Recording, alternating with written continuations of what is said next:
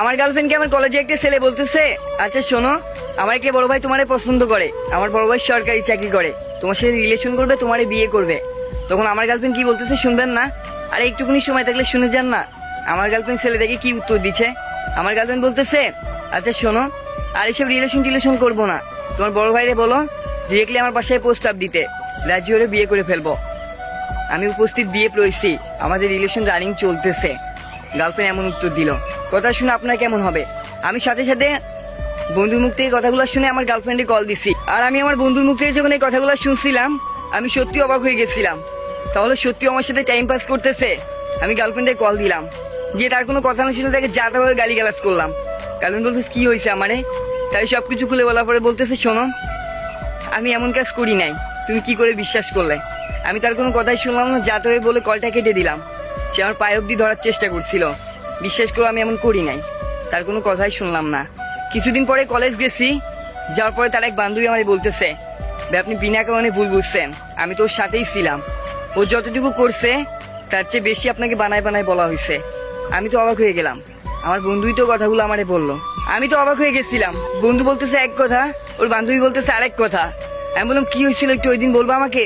বলতে ভাই শোনেন, আপনার বন্ধু রিয়াদ এসে বলতেছে, সুরাই আমার একটা বড় ভাই তোদের পছন্দ করছে, তোর সাথে তো ইমনের ঘন ঘন ব্রেকআপ হয়, তার সাথে আমার বড় ভাইয়ের সাথে রিলেশন কর, সরকারি চাকরি করে।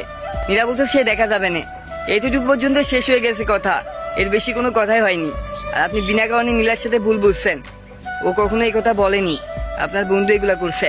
আমি তো অবাক হয়ে গেলাম, বন্ধুই তো আমার এই কথাগুলা বললো, তার মানে বন্ধু আমার সাথে বেইমানি করলো, আমার গার্লফ্রেন্ডের সাথে আমার সম্পর্ক নষ্ট করলো। সাথে সাথে গার্লফ্রেন্ডে কল দিলাম, তার ফোনে ফোন ঢুকতেছে না। তার বান্ধবীকে জিজ্ঞাসা করলাম সুরায়া কোথায় আছে, ও তো আজ কয়েকদিন কলেজে আসতেছে না, জানি না ওর কোনো আমি খোঁজ খবর পাচ্ছি না। আমি তো ভয় পেয়ে গেছিলাম, তাহলে কি ও কিছু একটা করে ফেলছে। আমি গার্লফ্রেন্ডের বান্ধবীরে বললাম, প্লিজ একটু আমার সাথে কথা বলাই দিও, যে করে হোক। ও বললো আচ্ছা ঠিক আছে, আমি ওর বাসায় যাচ্ছি। রাতের বেলায় দেখি কল দিছে, আমি বলতেছি রাগ করছো আমার পর, প্লিজ আমারে মাফ করে দাও, আমি জানতাম না তোমার নামে এগুলা বলছো, আমি ভাবছিলাম তুমি সত্যি সত্যি এগুলা করছো, প্লিজ আমারে ক্ষমা করে দাও। ও বলতেছে আরে না, আমি তোমার উপর রাগ করবো কেন, আসলে আমি জানতাম যে তুমি সব ভুল বুঝতে পারবা, তুমি আমার কাছে ফিরে আসবা। আমি তোমাকে অনেক ভালোবাসি, তোমার জন্য পরিবারের সাথে কত লড়াই করছি, তারপর তুমি আমার ভুল বুঝতে পারলা, এইটা ভেবেই খারাপ লাগতেছিল, তাই সবকিছু বাদ দিয়ে দিচ্ছিলাম, একটু একা থাকার চেষ্টা করছিলাম। এমন কালকে কলেজ আসবা, তোমার অনেক দেখতে ইচ্ছা করতেছে।